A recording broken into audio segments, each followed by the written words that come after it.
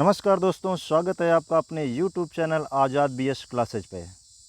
और आज हम अध्ययन करने वाले हैं हिंदी साहित्य का अति महत्वपूर्ण टॉपिक आदिकाल। हिंदी साहित्य को आचार्य रामचंद्र शुक्ल जी ने 4 भागों में विभाजित किया। जैसे इसे आप ऐसे भी याद कर सकते हो कि हिंदी साहित्य को किसने लिखा, तो जैसे हिंदी साहित्य को आचार्य रामचंद्र शुक्ल ने लिखा। इनकी एक रचना है, प्रसिद्ध रचना है चिंतामणि। इन्हें चिंता हुई और इस कारण से इन्होंने आदिकाल और हिंदी साहित्य का इतिहास, जिसमें आदिकाल और इसके बाद में भक्ति काल, रीति काल और आधुनिक काल, इन कालों का वर्णन किया, लेखन किया, जिसमें इनकी समय सीमा है हिंदी साहित्य में आदिकाल को 1000 ईसा पूर्व, यानी कि इसे 1000 ईसा यानी कि 1000 ईस्वी, ईसा पूर्व नहीं कहेंगे, यानी कि 1000 ईस्वी से 1000 ईस्वी आप कह सकते हो। और ये 1350 यानी कि एक आदिकाल जो है वो 1000 ईस्वी से 1350 ईस्वी, यानी कि 1000 ईस्वी से लेकर के 1350 ईस्वी तक ये आदिकाल रहा। आदिकाल के प्रथम रचना, जैसे आदिकाल का मतलब ही समझ लीजिए, आदिकाल का मतलब है प्रारंभ। आदिकाल का मतलब है प्रारंभ, यानी कि प्रारंभ, जो काल प्रारंभ हुआ हिंदी साहित्य का प्रारंभिक काल, उस काल को आचार्य रामचंद्र शुक्ल जी ने 1000 ईस्वी से, कई किताबों में आपको अलग अलग से दिखाई देता है कि आचार्य रामचंद्र शुक्ल ने इसे 1000 से 1375 तक इसे माना था। 1375 तक, कहीं 1050 से आपको दिखाई मिल सकता है, यानी कि 10वीं ईस्वी से। आप ऐसे कह सकते हैं कि 10वीं ईस्वी से, 10वीं शताब्दी से आदिकाल का आरंभ होता है। आदिकाल में अगर कवियों को देखेंगे, हिंदी साहित्य में पहले कवि जो हैं उन्हें स्वयंभू के रूप में माना जाता है, लेकिन एक हिंदी साहित्य में, या हम वैदिक में कह सकते हैं कि जो कवि रहे, आदि कवि के नाम से विख्यात रहे, वो महर्षि वाल्मीकि रहे। महर्षि वाल्मीकि जो थे, जिन्होंने रामायण की संस्कृत में रचना की। उसके बाद में हम देखते हैं कि आदिकाल यानी कि आरंभिक काल जो था, यहाँ पर 1000 ईस्वी से 1350 ईस्वी तक ये कालखंड रहा। आचार्य रामचंद्र शुक्ल ने इसे 1350 ईस्वी तक माना। तो ये 7वीं 8वीं शताब्दी से ही इसका प्रादुर्भाव हो चुका था। यानी कि अगर आदिकाल को हम पढ़ते हैं तो इसको हम देखते हैं, यानी कि हिंदी साहित्य के इतिहास में लगभग 8वीं शताब्दी से लेकर 14वीं शताब्दी के मध्य तक के काल को आदिकाल कहा जाता है। इस काल में आपको सबसे अच्छी चीज़ें, या आप हिंदी साहित्य के तौर पे इनकी प्रमुख प्रवृत्तियाँ, जिनमें आदिकाल में जैसे युद्धों का सजीव चित्रण, राजा महाराजा हुआ करते थे और ये छोटी छोटी चीज़ों पर आपस में लड़ते और झगड़ते रहते थे, और इसलिए यहाँ के जो चारण लोग थे, अब देखिए यहाँ पे इसको चारण काल भी कहा गया है। अभी इसको हम बताएंगे आपको, इसको किस किस नाम से किस किस कवि ने माना। देखो, चारण काल, अब समझिए, राजा महाराजाओं के वहाँ पे भाट लोग रहते थे, जैसे चंद वरदाई, तो पुरोहित कवि के रूप में इनका काम होता था। तो ये राजाओं की प्रशंसा किया करते थे, युद्धों का सजीव चित्रण किया करते थे। तो यहाँ पर इसे डॉक्टर हजारी प्रसाद द्विवेदी जी जो हैं, उन्होंने इसे आदिकाल के रूप में, और आचार्य रामचंद्र शुक्ल ने इसे वीर गाथा काल के रूप में माना, और विश्वनाथ प्रसाद मिश्र ने इसे वीर काल नाम दिया। तो कई प्रकार से, जैसे राम कुमार वर्मा, उन्होंने अपना इसे अलग माना। तो इस काल को कई कवियों ने अपने अपने अपने हिसाब से इसे अलग अलग काल का नाम दिया। राहुल शंकरतायन ने इसे कुछ और कहा। तो इस तरीके से अब देखिए यहाँ पर दो चीज़ों का हम वर्णन करते हैं, उसके बाद में हम आपको काल बताएंगे कि किस किस कवि ने किस काल से इसे किस नामों से बताया।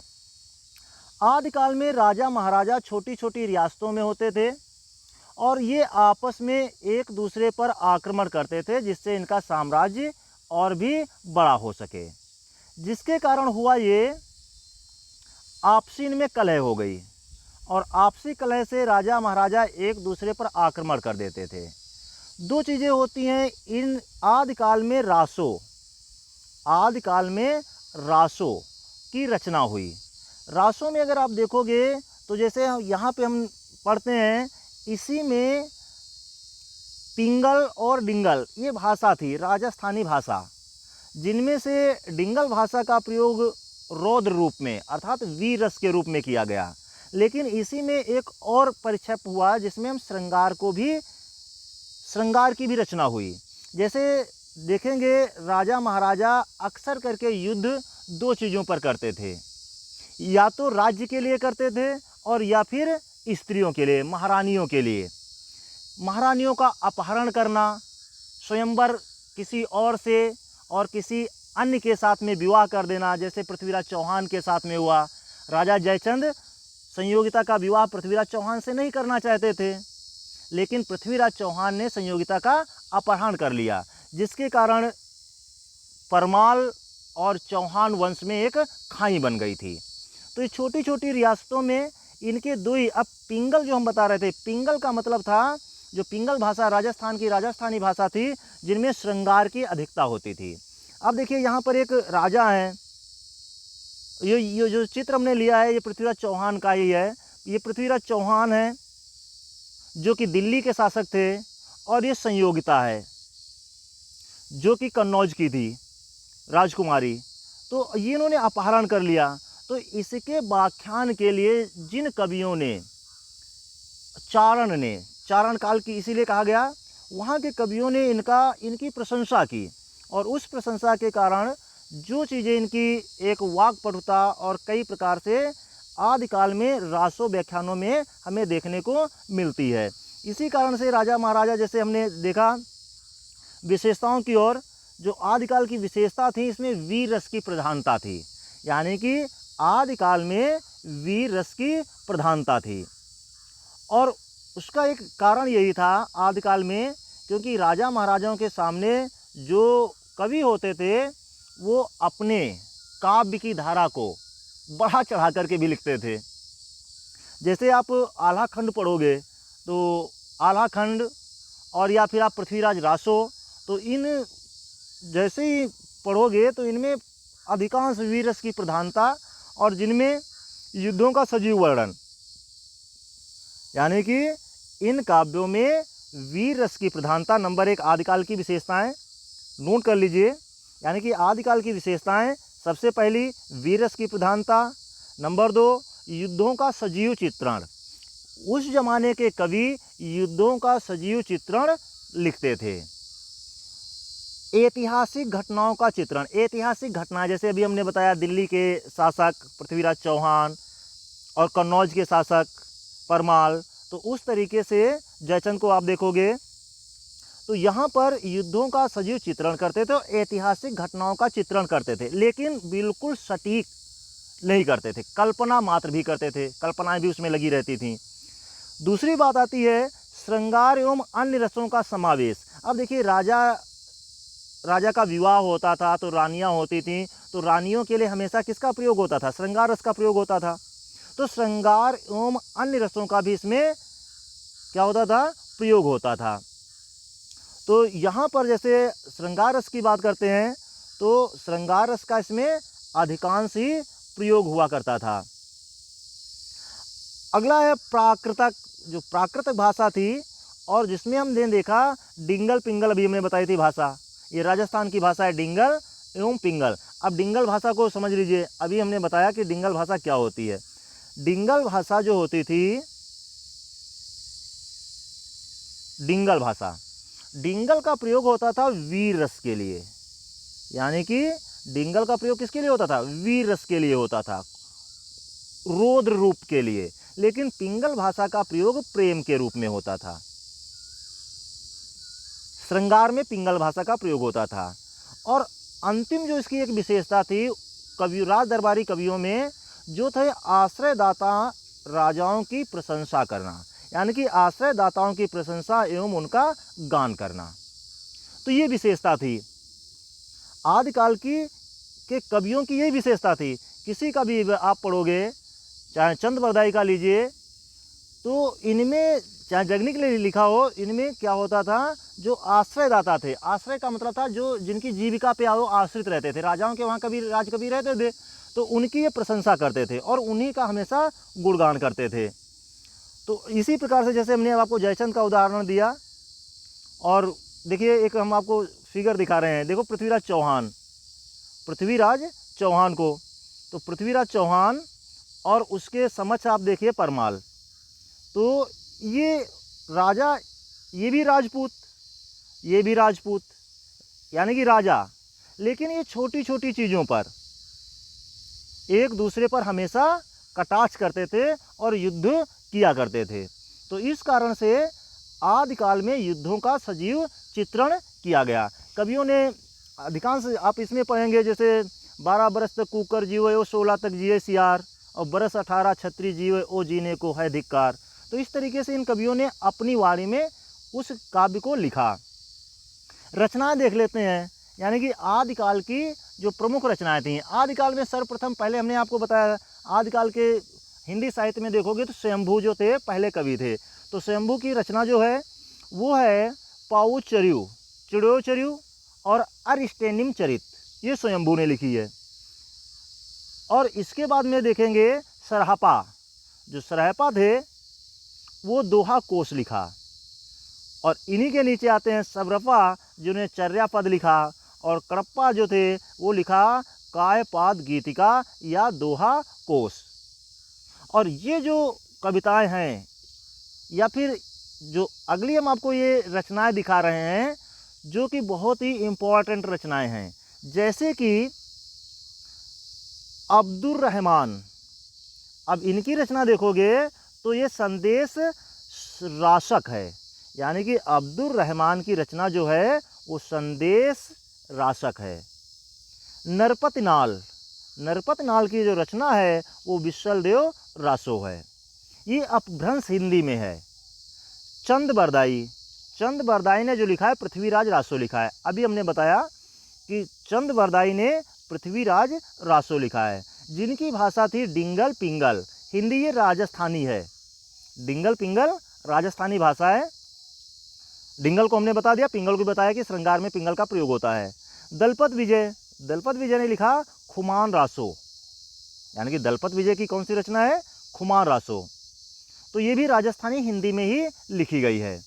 और इसके बाद में ये इम्पॉर्टेंट है परमाल रासो, और परमाल रासो लिखा है जगनिक ने। इसी को कहते हैं आल्हा खंड, यानी कि परमाल रासो को क्या कहते हैं? आल्हा खंड। परमाल रासो को ही हम आल्हा खंड कहते हैं। ऐसे ही स्वर्गधर ने हमीर रासो लिखा। नल सिंह ने विजयपाल रासो लिखा। अब देखिए यहाँ पर जो हम आपको बता रहे थे रासो, देखिए यहाँ पर जैसे ही आप देखोगे आपको हर काव्य में आपको रासो दिखाई देगा। जैसे यहाँ पे हमने देखा पृथ्वीराज रासो, तो देखो यहाँ पे रासो लिखा हुआ है। ऐसे ही खुमान रासो, ये देखो खुमान रासो लिखा है। ऐसे ही परमाल रासो लिखा है। हमीर रासो। तो ये जो विजयपाल रासो, ये रासो रचनाएं हुई। अगला है जल कवि, इन्होंने बुद्धि रासो लिखा। तो इस तरीके से आदिकाल की प्रमुख रचनाएं जो थीं, और हमने आपको प्रमुख प्रवृत्तियां बताईं, यानी कि इसकी विशेषताएं क्या थीं। विशेषताओं में हमने आपको बताया कि इनमें आदिकाल की जो विशेषताएं थीं, वीर रस की प्रधानता थी, युद्धों का सजीव चित्रण था, ऐतिहासिक घटनाओं का चित्रण था, श्रृंगार एवं अन्य रसों का समावेश था, प्राकृत, अपभ्रंश, डिंगल एवं पिंगल भाषा का प्रयोग था, और सबसे बड़ी बात यह थी कि आश्रयदाता राजाओं की प्रशंसा एवं उनका गान था। यानी कि वहाँ पर आदिकाल के कवियों ने अपने आश्रयदाता राजाओं की प्रशंसा की। और नंबर 1 पे हुआ जो कि इसमें वीर रस का प्रयोग हुआ। वीर रस आदिकाल में युद्धों के सजीव चित्रण के कारण, क्योंकि युद्धों में वीरता से भरे हुए उद्घोष होते थे और उद्घोष कायरता के नहीं होंगे, वीरता के होंगे, तो इस कारण से इसमें वीर रस का अधिक प्रयोग हुआ। जैसे उसमें कहा, अभी वीर रस होता है भरा नहीं जो भाव में बहता, जिसमें रसधार नहीं वो हृदय नहीं, वो पत्थर है जिसमें स्वदेश का प्यार नहीं। तो इस तरीके से, लेकिन उन राजाओं के अलग है। छत्रसाल दशक आप पढ़ोगे तो अलग अलग चीज़ें आपको देखने को मिलेंगी। तो इस तरीके से आदिकाल को हमने अच्छी तरीके से पढ़ा, यानी कि आदिकाल क्या है, प्रारंभिक काल क्या था, पहले कवि कौन थे, आदि कवि कौन है। आदि कवि का मतलब है महर्षि वाल्मीकि। आदि कवि, अगर आपसे क्वेश्चन पूछता है कि आदि कवि कौन है, तो महर्षि वाल्मीकि हैं, और जिन्होंने संस्कृत में रामायण की रचना की। और उसके बाद में हमने आपको ये बताया, जैसे यहाँ पर इम्पोर्टेंट रचनाएं हैं, जैसे पृथ्वीराज रासो, परमाल रासो, विशल देव रासो, विजयपाल रासो, ये बहुत ही इम्पॉर्टेंट रचनाएं हैं जो कि क्वेश्चन आपके क्वेश्चन पेपर में या बोर्ड एग्जाम हो या फिर कोई भी कॉम्पिटिटिव एग्जाम हो जिसमें पूछी जाती हैं। तो इस तरीके से हम आदिकाल को कंप्लीट कर लेते हैं।